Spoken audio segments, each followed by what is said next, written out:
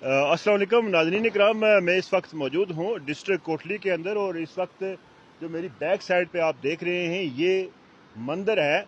1947 से पहले यहाँ पे जो हिंदू कम्युनिटी थी उनकी एक इबादत गाह है। आज हम यहाँ पे आए हैं।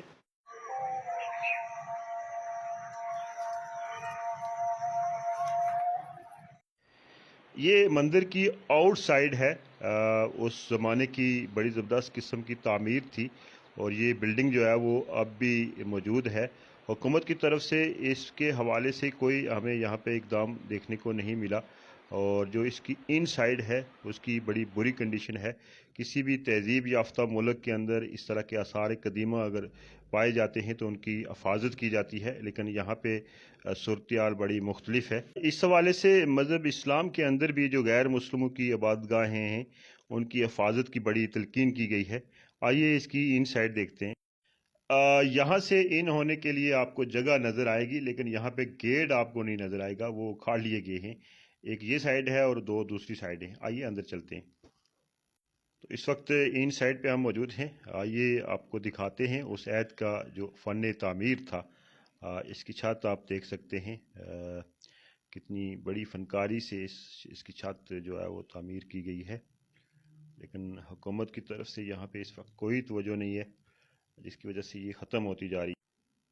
इस वक्त जो इन साइड है वो देखें आप, कितने गंदगी का यहाँ पे ढेर है। किसी ऐत के अंदर ये जो हिंदू मज़हब के लोग थे ये उनकी इबादतगाह थी, तो ये यहाँ पे कहा जाता है कि बड़ी गलत किस्म की जो सरगर्मियाँ हैं इस मंदिर के अंदर जो है वो की जाती हैं, जिसकी वजह से यहाँ पे गंदगी मौजूद रहती है।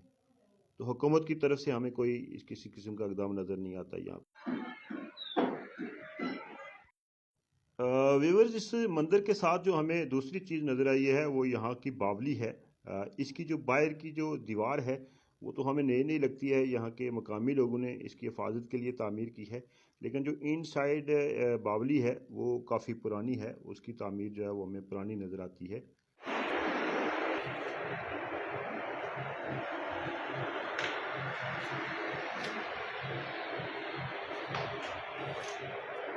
नाज़रीन इकराम, में इस एक मंदिर का हमने आपको विज़िट कराया है।